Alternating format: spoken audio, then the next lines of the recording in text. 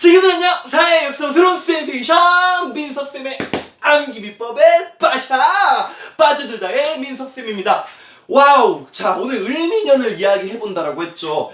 앞강에서 선생님이 지금 가보 1차와 2차를요 센세이션 암기비법으로 올려드린 바 있습니다. 맞죠? 자, 바로 우리 이어서 가보도록 하겠습니다. 자, 역사는 흘러갑니다. 자, 1894년부터 좀 흘러가도록 할 텐데요. 자, 1894년 괜히 연도를 쓰는 게 아니고요. 우리 근대사에서 굉장히 중요한 해였습니다. 맞죠? 선생님이 똥값이라는 이름으로 암기 팁을 잠깐 간단하게 알려드린 바 있었고요. 아니죠. 자세하게 알려드렸죠.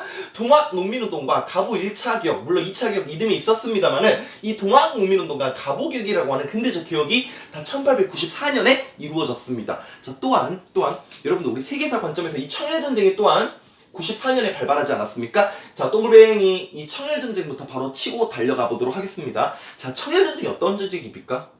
청과 일본이 한반도에 대한 지배권을 두고 이 땅에서 쌈박질했던 전쟁이 바로 청일전쟁이 아니었어요? 그치? 자, 근데 청일전쟁 여러분들이 잘 아는 것처럼 누가 이겨요? 일본이 이기지 않습니까? 그 일본이 청나라를 압도적으로 누르고요 체결한 조약이 바로 시모노세키 조약. 발음 조심하세요. 시볼로미세키 조약. 자, 시모노세키 조약입니다. 자, 청나라와 일본이 청일전쟁의 결과, 자, 일본의 시모노세키에서 조약을 체결하게 됩니다. 청의 권력자였던 이용장과 일본의 이토 히로부미 사이에서 체결한 조약이 역시 시모노세키 조약이고요. 이 시모노세키 조약의 1조 내용을 보면 이런 말이 있습니다. 듣기만 하세요. 조선은 이제부터 청의 속방이 아니다. 야, 이걸 통해서 알 수 있는 게 뭐야? 이 청일전쟁, 이 전쟁 자체가 청과 일본이 조선에 대한 지배권을 두고 쌈박질했다는 걸 여실히 보여줄 수 있는 내용이 바로 그 1조 내용입니다. 또한 뭐 배상금 2억 냥을 지불한다라고 나와 있죠. 야, 청나라 이때부터 진짜 내리막길 가는 겁니다. 청일전쟁의 패배로 인해서. 이 2억 냥이라는 돈이 당시 청나라 2년치에 달하는 세입이었다라고 하죠. 일본의 약 3년치 예산이라고 하고요. 이 돈을 가지고 일본이 뭐합니까? 약 90% 정도를 전부 다 군비 확장했다가 늘리잖아요. 자, 어쨌든 그게 시모노세키 조약인데, 잠깐만요. 이 시모노세키 조약에서 여러분들이 포인트가 바로 뭐냐면은, 뭐 조선은 자주국이다 뭐 그런 내용도 있고, 그 다음에 뭐 이영양 이런 것도 중요하겠습니다만은 가장 중요한 게 바로 랴오둥반도죠. 이게 포인트죠, 우리 한국사에서는. 자, 랴오둥반도라고 하는 요동반도를요 청일전쟁의 대가로서 전리품으로서 일본이 가져가게 되는 거죠. 자, 이거 한반도 아닙니까? 자, 여기가 랴오둥반도라고 하는 요동반도고요. 자, 이게 산둥반도죠. 자, 랴오둥반도 1번이야 2번이야? 2번이죠. 맞죠? 이게 일본이 대륙 진출을 위한 발판으로서 이 야동반도 미안합니다. 요동반도, 랴오둥반도를 가져가게 되는 거고요. 그 랴오둥반도를 일본이 가져가고 이 러시아, 연해져 있었던 러시아가 말이야 일본에게 압박을 가하지 않습니까? 러시아는요 이미 1860년 베이징 조약이라는 조약을 통해서 청나라로부터 이 연해주를 획득한 바 있죠. 러시아는 부동항, 얼지 않는 항구를 찾아서 내려오고 싶었고요. 그때 처음으로 발도장을 찍었던 게 바로 이 연해주 아니었습니까? 이른바 블라디보스토크, 러시아 말로 동방의 개척지라고 하는, 근데 그 러시아가 옛날부터 이 랴오둥반도를 야동반도가 아니라 그 여동반도를 호시탄다고 노리고 있었는데, 야, 갑자기 점 3개짜리가 여기를 가져가 버렸으니 러시아 입장에서 굉장히 황당하죠. 그래서 러시아가 친구 데리고 온다고요. 프랑스랑 독일이랑 데리고 와가지고 일본에게 압력을 가지 않습니까? 맞습니다. 이거 우리가 역사에서 뭐라고 합니까? 1895년 삼국간섭이라고 하는 거죠. 삼국간섭. 여기에서 삼국이 어떤 나라다? 이 간섭이란 말이 일본 입장에서 간섭이지만 어떻게 보면 중립적인 시각에서 삼국이 압력을 행사한 거죠. 러푸도 이름 외우세요. 러시아, 프랑스, 독일. 너 불독 닮았다. 미안합니다. 러프도 너 불독 닮았다. 러풀독. 이 삼국간섭으로 인해 일본은 어렵게 획득한 그 요동반도를 왜 토해낸단 말이야. 러시아인들 죄송합니다. 스미마세 가면서 토해내요. 자, 이른바 이게 삼국간섭이죠. 자, 그리고 조선 정부에서는요 큰 변화가 나타나게 됩니다. 와우, 우리 조선의 민비 정권, 당시 조선의 민씨 세력, 명성황후 민비는요 이모곤란 때도 그랬고 갑신정변 때도 그랬고 자신의 권력이 위급할 때마다 청군의 개입으로 인해서 권력을 지킬 수 있었는데, 그 청나라 오빠들이 말이야 청일전쟁으로 일본한테 한순간에 이제 나가 떨어져 버렸단 말이지. 맞죠? 이제 청나라 이미 이제 식물인간 돼버렸단 말이야. 그런데 그 청나라를 눌렀던 그 일본, 그리고 그 일본을 꾹꾹 눌렀던 러시아. 러시아 세네. 당시 민비 정권은요 러시아를 끌어들이게 되는 거죠. 이른바 조선의 칠러 내각이 형성되게 됩니다. 칠러 내각. 자, 이 7러 내각을요 3차 김홍진 내각이라고도 합니다. 3차 김홍진 내각. 상당히 어렵죠. 1차 가보격, 2차 가보격, 1차 김홍진 내각, 2차 김홍진 내각인데 7러 내각 하면은 3차 김홍진 내각입니다. 자, 그리고 이 7러 내각의 수장이 바로 누구예요? 민씨, 바로 민비, 명성황후가 되는 거죠. 자, 그러니까 일본 입장에서는 민비를 살려 죽이죠. 이야, 이 여자를 제끼지 않고서는 정상적으로 조선을 먹기 어렵겠구나라고 판단해가지고 무려 약 60명에 가까운 낭인들로 구성된 일본 정규군과 뭐 일본의 뭐 여기에 뭐 신문 기자들도 있고 교사들도 있고 다양한 직업들이 있었다고 합니다. 그들이 말이야 경복궁을 침략해가지고 어떻게 합니까? 우리의 국모라고 하는 명성황후 민비를요 끔찍하게 살해하지 않습니까? 역사에서 이걸 뭐라 그래요? 그렇습니다. 바로 을미! 오늘 주제가 바로 뭐야? 을미죠. 을미사변이라고 하죠. 을미사변. 그리고 경복궁 건청궁에 가가지고 명성황후를 피습하고요. 그 다음에 어떻게 합니까? 명성황후 시신을요 은폐하기 위해서 소각하지 않습니까? 이거 전 세계의 유일무이한 만행이에요. 세계사에서 이런 일이 없었어, 진짜. 전시체제도 아닌데 평시에 말이야 외국 군대들이 우리나라에 들어와가지고 나라의 왕비를 피살하고요, 시체를 소각하고요. 이게 어떻게 우리가 진짜 어쨌든 선생님 개인적으로 민비를 좋아하지 않습니다만 이 민비가 죽은 거 우리 역사에서 비극인 거죠, 어쨌든. 근데 솔직히 민비는 명성황후는 말이지 우리 백성들한테 돌 맞아 죽어도 싼 여자였어. 하지만 그럼에도 불구하고 이 민비가 왜 일본인들이 민비를 죽이냐고요. 맞죠? 이게 을미사변입니다. 자, 그래서 잘 들으세요. 이 을미사변으로 인해서 칠러 내각이 무너지고 다시 친일 내각이 수립된다. 그리고 이 친일 내각에서 근대적인 개혁을 또 강요합니다, 일본이. 그쵸? 이게 이제 또 이 친일 내각 이제 4차 김홍집 내각이에요. 4차 김홍집 내각.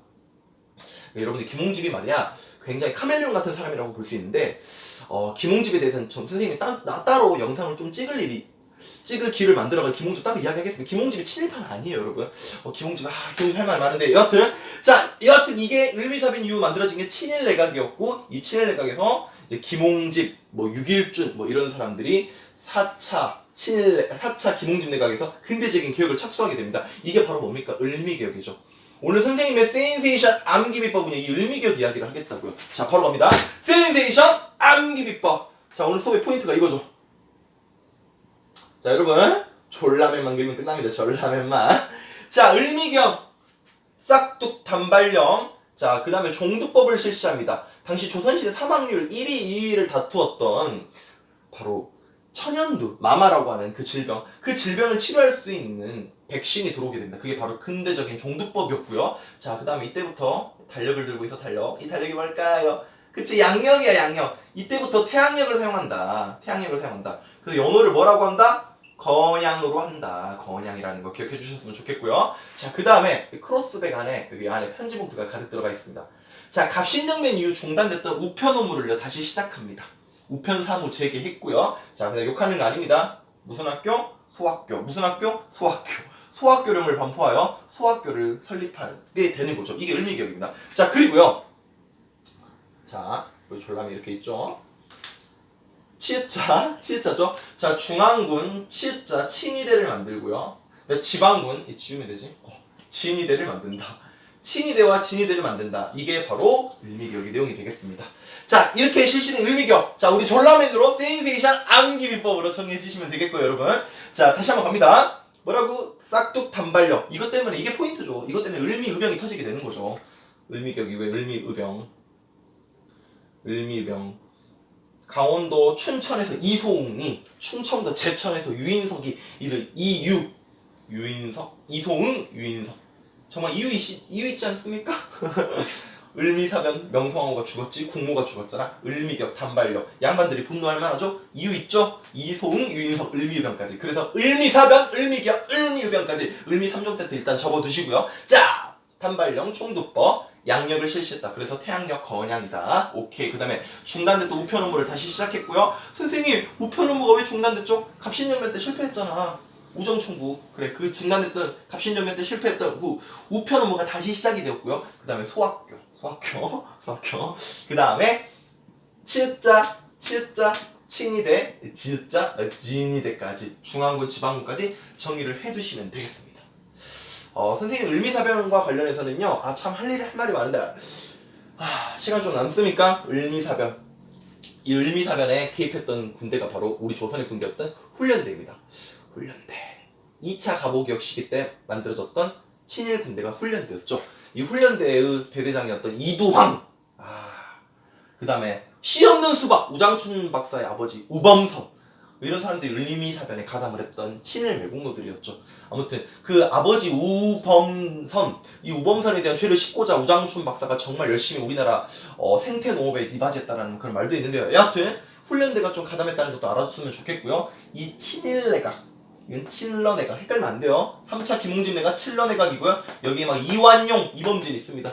이완용은 이완용이 진짜 카멜레온 같은 놈이지. 그렇죠? 이완용, 이범진 있었고 여기는 이제 김홍집, 뭐 육일준 뭐 이런 사람들이 있었습니다. 자, 이런 거가 좀 심한 형으로 공시생분들 아셨으면 좋겠고요. 결과적으로 이 을미격 이루어집니까? 자, 96년에 94, 95, 96년에 고종이 말이야 악원파천하죠.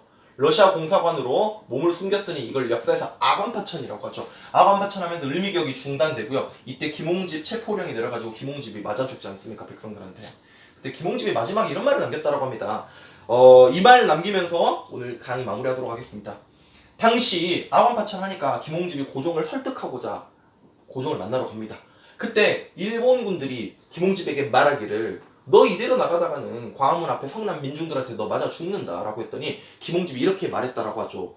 내 일국의 신하로서 내 나라 백성들이 무서워 돌아간다면 이 얼마나 부끄러운 일이겠느냐. 나 가겠다라고 하죠. 그래서 고종을 만나러 이렇게 가다가 성남 백성들에 의해서 왜 백성들이 분노했습니까? 을미사변과 특히 단발령 때문에 상당히 분노한 상태에서 그 화살이 바로 김홍집에게 돌아간 거죠. 김홍집이 주도했던 게 을미개혁이었기 때문에. 그로 인해서 김홍집은요 그 자리에서 이제 돌을 맞아 죽여요. 그 돌 무덤이 산을 이뤘다라고 하죠. 그리고 나중에 이제 김홍집의 시체를 갈기갈기 찢어가지고 백성들이 말이야 그 시체를 막 여기저기 끌고 다녔다라고 하는데 김홍집 자기가 죽을 줄 알면서도 이 나라의 근대화를 위해서 마지막까지 끝까지 최선을 다했다는 점에서 상당히 평가가 엇갈리는 인물입니다. 정말 우유부단한 인물이었냐 아니면 정말 근대화를 위해서 일국의 대신으로서 당시 이제 총리 대신으로서 사실상 조선의 마지막 영의정 아닙니까? 여러 가지 평가가 엇갈립니다만은 우리가 을미격을 이야기하면서 자 김홍집이란 인물, 자 김홍집의 인물도 한번 기억해 주셨으면 좋겠습니다. 자 2차 수신사로 갔었던 그 김홍집이 조선책략도 들고 왔었고요. 그 김홍집 맞습니다. 레드하우스 김홍집. 자 오늘 중요한 건요 바로 을미년에 있었던 을미사변 그리고 가장 중요한 을미개혁. 자 그 다음에 을미의변까지 대략적으로 이야기를 나눠봤고요. 자 졸라맨을 떠올리면서 을미개혁 여러분들이 정확하게 캐치하셔서 소화시켰으면 좋겠습니다. 도움이 되셨나요? 도움이 되셨다면 이런 거 안 하는데 좋아요와 구독 부탁드리겠습니다. 여러분 고생 많았고요. 선생님이랑 또 영상으로 인사드리도록 할게요. 센세이션 암기 비법이었습니다.